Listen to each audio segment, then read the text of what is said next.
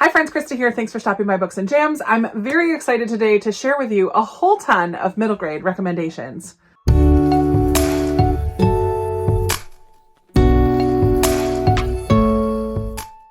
Every year when Middle Grade March comes around, I just get so excited of putting in your hands some fabulous middle grade reads, and that is what I have for you here today. I have gone through our 5 prompts for Middle Grade March this year, and I'm going to give you a whole bunch of recommendations for each prompt. So I'm going to start with award winners. I just went through my shelves and I found books that had awards on them that were not Newbery. So the first is The Penderwicks by Jean Birdsall. This won a National Book Award. I really love this 5-book series. In it, we follow a group of siblings and you kind of grow with them. The siblings are just super close with each other. They have kind of family meetings or sibling meetings and they get into scrapes. This is just a story that reads like a classic, even though it was not written that long ago. So The Penderwicks is a fabulous pick for an award winner. Another series that I've absolutely loved is this companion series by Lisa Klein Ransom. The first one is Finding Langston, and this one won a Scott Odell Award as well as a Coretta Scott King Award. In this one, we follow Langston, who moves to a new town. It's kind of about the Great Migration a little bit, tiny bit historical, but really we're following Langston, who is being bullied in his new school and finds solace in the library, and in particular, in the poetry of Langston Hughes, who he is named after. It's fabulous. In book 2, we follow the bully. And in book 3, we follow another boy that's in this same class. Such a fabulous series. Kate DiCamillo is one of my favorite middle grade authors. This book is Raimi Nightingale. It's the first in the 3 Rancheros series, another series that has 3 companion novels, each about a different girl in this friend group. The first one being Raimi Nightingale, and this one a National Book Award.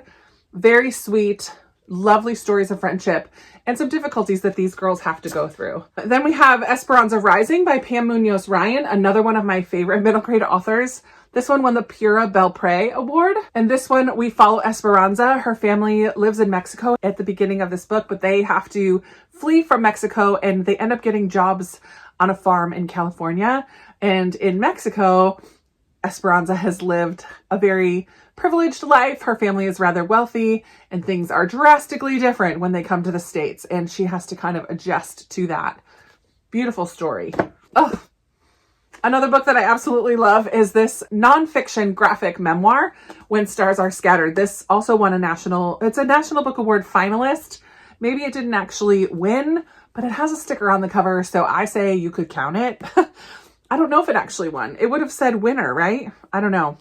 This is by Victoria Jameson and Omar Mohammed. Omar and his brother had to flee from their country, Somalia, I want to say, and they stay at a refugee camp in Kenya. So we really get an in-depth look at a refugee camp and kind of the people that come around Mohammed and are a support to him. We look at education at the camp and then eventually where they go from there. And what I love about this in particular is not only is the graphic style pretty fun and it's so informative, but also endearing.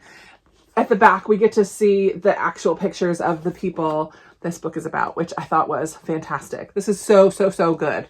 And it's always fun to throw in a graphic novel during a readathon, right? The next one I have is another nonfiction. Look at all the awards on this one. This is a book of poetry, a book in verse. It's actually more poetry. It's kind of a memoir in verse, right? So it won a Coretta Scott King Award, it won the National Book Award, and it's also a Newbery Honor book. This is Brown Girl Dreaming by Jacqueline Woodson. Just her memoir of growing up in the South and some of the experiences that she had and her family. It's beautiful and poignant and I love it. Fabulous picks for award winners that are not necessarily Newbery Award winners. I will say also a great place to look, not only just Googling Children's Book Award winners, but also you could look up the American Library Association Awards, ALA Awards. There are so many different awards that are given during the ALA event every year, not just the Newbery. There are so many. I mean, I mentioned a couple of them. The Pura Belpré is always there, the Scott Odell, the Coretta Scott King, as well as many others. That would be a great resource to look for a book that just kind of jumps out to you. My biggest pile, surprisingly, is Sci-fi dystopian. I was having a hard time on the top of my head just trying to think of some, but then the more I thought about it, the more suggestions that I had of books that I've really loved. I have 4 that have won Newbery Awards. So these are all from my Newbery shelf and probably are a little bit more familiar maybe. So we have A Wrinkle in Time by Madeleine L'Engle, about a girl who goes looking for her dad through time and space. It's a weird read, I'm not gonna lie, but it's a fun read, and I did enjoy it, but it's just weird.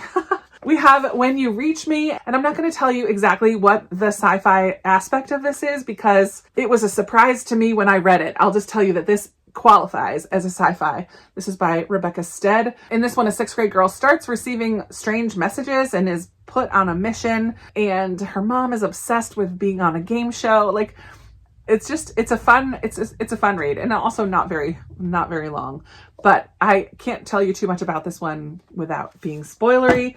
Just know it won a Newbery Prize. And then one of my favorite reads that I ever had to do from my children's lit class back in college, way back when, is The Giver by Lois Lowry. And this is kind of a utopian dystopian. So in this society that the story takes place, everybody is given a very specific job.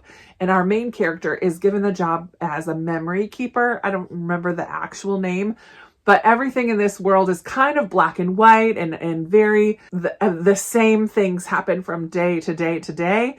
And then this boy has to start meeting with the giver, who actually transmits memories to him. And he starts remembering things and starts to realize things aren't quite as beautiful and utopian as they seem, aren't as perfect as they seem. It's very good. Has one of those endings, though, that I just was really frustrated with, but that's all I'll say. Last year's Newbery winner is The Last Cuentista by Donna Barba Higuera, and I loved this. In this one, Earth is gonna die. There is a meteor coming to hit Earth, and there's a group of people who've been tasked to get on a spaceship and head to another planet to kind of restart civilization. So her parents are chosen, her family is chosen because her parents are scientists. So they go on this spaceship and they're going to be frozen during the trip because it takes, I don't know, hundreds of years to get there. And while they're frozen, they're supposed to be imparted with all the things that they're going to need to know in order to survive on this new planet. Petra's parents want her to be a scientist as well. She really connects more with her abuela, who is a storyteller, a great teller of stories, and she doesn't necessarily want to follow in her parents' footsteps. Well, on the ship, while they're flying to a new planet, there's a coup that happens, and the story goes off from there. There's a huge focus on stories and the importance of stories, and it also takes place in space. So there's our sci-fi element. It's really, really, really good. I loved it so much. So that's all of my Newbery books, but I do have a couple others that are sci-fi. A series, a duology that I read aloud to the kids that I used to nanny is The Wild Robot and The Wild Robot Escapes by Peter Brown. Such a fun, delightful little story about a robot named Roz whose ship, I don't know if it explodes or what happens, and she lands on this island and has to connect with the animals on the island, and she is sentient, learns that she has feelings, and she connects with these animals. It's so sweet. Oh my word, it's such a sweet story. I should reread that. I really loved that one. I'm including Song for a Whale as a way to show you that you can kind of stretch these prompts if you want to. The reason I'm including Song for a Whale is because our main character in here is deaf, and she learns about this whale who doesn't connect with any other whales because the whale sings at a different decibel or tone than the rest of the whales. And so she is determined to use technology in order to communicate with this whale. So technology is a huge part of this story, and I thought that technology is part of science. So I think that can count for a sci-fi. It's not dystopian, it's not in space, but she uses a lot of technology in here, and I think that could count. As far as dystopian goes, The Giver is really the only one I've said that's dystopian, but I do have another one, The City of Ember by Jean Duprow. I really enjoyed this one as well. This is fun because it does have an adaptation, a movie adaptation, so you could watch the movie after reading it. In this one, everyone lives underground. Something has happened to Earth that it's not safe to be above ground. And so there's this whole civilization city, electricity, everything is happening underground. I don't remember a lot of the details of this one because it's been so long, but I do remember that I really enjoyed it. So that's that one. And then an author that I really love is Margaret Peterson Haddix. And I'm currently reading the Strangers series, which again is another one that I don't really want to say the sci-fi element because it's a little bit spoilery, but there's a group of kids who are a group of siblings who one day see on TV another group of siblings who have the same names and birthdays and look similarly to them. And so they're wondering what on earth is going on. It's a lot of fun. Margaret Peterson Haddix has a couple different series that I believe are pretty much all sci-fi. I have read the Shadow Children series that starts with Among the Hidden. And in this world, everyone's only allowed to have one child, but there are a ton of people who have had more than one child, but they keep the second children hidden. But then these hidden children begin to find each other and connect and want to kind of disrupt the way of things, if you will. The next category is sky or sea on the cover. And this is probably the easiest prompt to find because you just have to look at covers and you can know immediately. So I have a handful here of books that I've read that I just really enjoyed and I think might be fun for you. So we have a historical fiction, Refugee by Alan Gratz. Clearly there is a sea and a sky on this one. This one follows 3 different children, one from Germany in 1930s, one from Cuba in 1994, and then a Syrian boy in 2015, all who have to flee their homeland. So we see kind of the differences in their story, but also how they're the same. It was very impactful. I really loved that one. Coyote Sunrise, The Remarkable Journey of Coyote Sunrise, has a big sky behind her here. This follows a 12-year-old girl who rides a bus with her dad, who they live in a schoolie, like a school bus that is turned into kind of an RV. And they travel around and meet lots of people. Coyote Sunrise becomes kind of obsessed with getting back to their hometown for a very specific reason. Her dad has no interest in going back there at all, so she kind of has to manipulate him a little bit, and other people join them in their journey. Definitely cried at the end of that one. Another one that I have read and loved is Inside Out and Back Again by Tan Ha Lai. This is a novel in verse. And it also tells a refugee story, but a Vietnamese refugee, and the story of why her and her family have to leave their homeland, and also what it's like to come to America and learn English and all of that entails. Beautiful, beautiful story. This is a little girl riding on a dragon through the sky. There are some clouds. It's Where the Mountain Meets the Moon by Grace Lin. I like this one because it incorporates a lot of Chinese folklore in it. And the illustrations are just really beautiful. I would love to continue on with this series. There are, I believe, 2 more that I own that are by Grace Lin. I don't actually know if they continue the story or if they're just companions, but we follow a young girl named Min Lee who wants to go to the man in the moon to ask him a question, which is what, if you get to him, you're allowed to ask him one question. And she, her family is struggling financially, and her mom just really isn't happy, potentially dealing with depression and all that. It's not really named in here, but she wants to go find the man in the moon and ask her how to make her mom happy. What could she do to help make her mom happy? It's a beautiful story of family, but also lots of adventures along the way and lots of incorporation of stories and in particular Chinese folklore, which I thought was really cool. I have a nonfiction, The Boy Who Harnessed the Wind. He's standing on a windmill in the sky here. This is a nonfiction by William Kemkwaba and Brian Mueller. William Kemkwaba lives in Malawi, Africa. They've been in a drought and it's a very poor part of the world. And he uses his library, his local library, to learn how to build a windmill to provide electricity for his family, and it ends up helping his whole village. Super cool nonfiction. And finally, for Sky and Sea, I don't have as many because I feel like this is easy, like I said, but I absolutely love Sweep, The Story of a Girl and Her Monster by Jonathan Auxier. She's sitting on a roof, so we have this big sunset sky behind her. I love this story so much. This is a historical fiction set in London, and we follow children who are chimney sweeps. In particular, Nan, who gets caught in a chimney one day, and through that event meets this golem, which is part of Jewish folklore, which is super cool, who helps her in that situation, and then they kind of become friends. This is another story that definitely had me crying and definitely opened my eyes to a part of history that I haven't read very much about, chimney sweeps, and in particular children being used for this incredibly dangerous job. Yeah, very, very cool story. Highly, highly, highly, highly, highly recommend it. The next prompt is to read a book with neurodivergent characters, and this was a little bit trickier for me. Turns out I haven't read quite as many that fall into this category, but I do have a handful here to tell you about. So I did go to the library today to pick up some of these. The first one is Forget Me Not by Ellie Terry. The main character in here has Tourette's syndrome, and that's where you have sometimes tics or exclamations that you cannot control. And it just talks about this young woman and what that's like going to school and having Tourette's and how it impacts her relationships and her friendships at school. This is another novel that's told in verse, so it is a relatively quick read, but I found it to be pretty impactful and just interesting to read about Tourette's because that's not something I'm super familiar with. Oh, a story that I just loved is Out of My Mind by Sharon M. Draper. In this story, we follow Melody, who has a photographic memory, is incredibly smart, and nobody knows it because Melody can't talk, Melody can't walk. Everyone thinks that she is basically brain dead, but that is not the case at all. She is a very active and brilliant little girl. This is just the story of learning how she can communicate with others and what's going on inside of her mind. And it was super interesting, very heartwarming. I loved this one so much.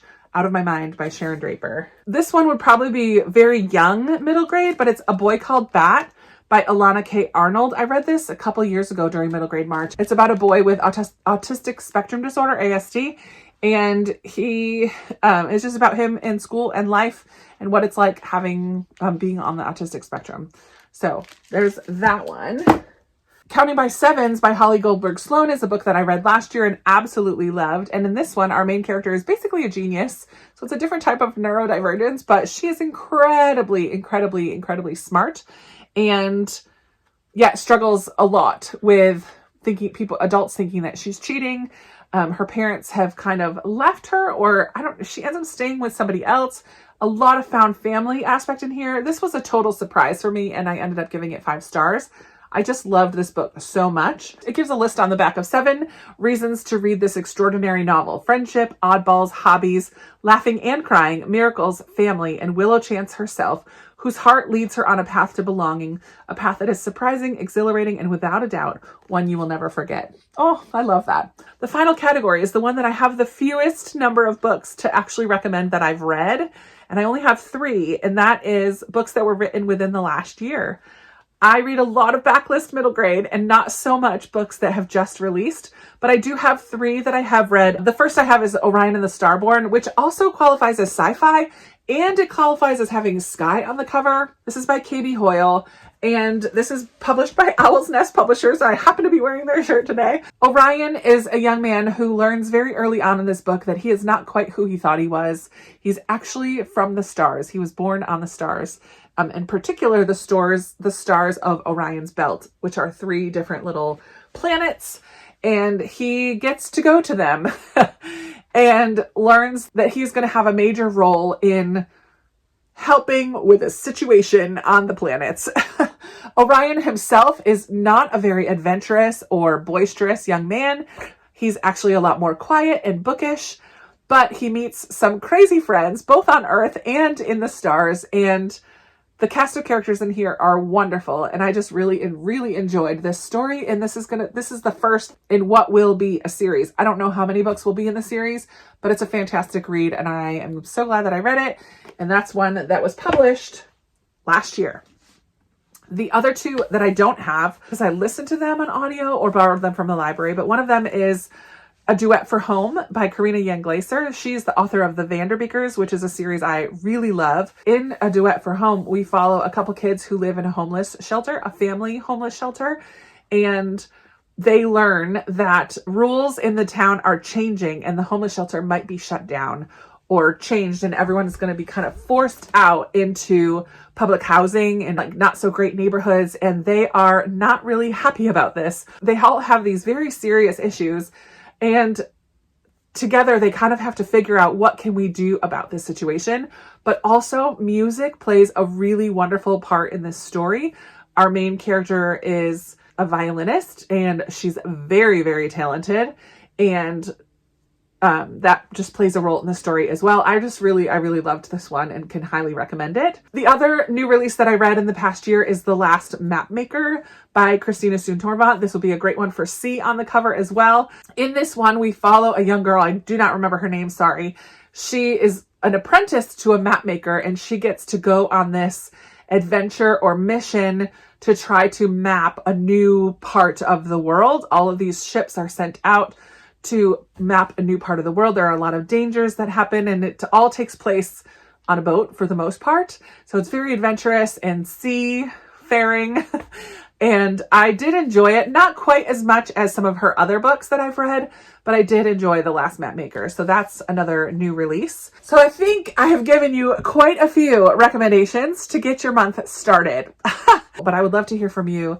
Did any of these spark your interest? Are you adding any of these to your TBR? I would love to hear that down in the comments. Thank you so much for watching. I'm so glad that you spent some time with me talking about middle grade books. I look forward to chatting with you in the comments and in another video. Have fun planning those middle grade March TBRs. I'll talk to you soon. Bye.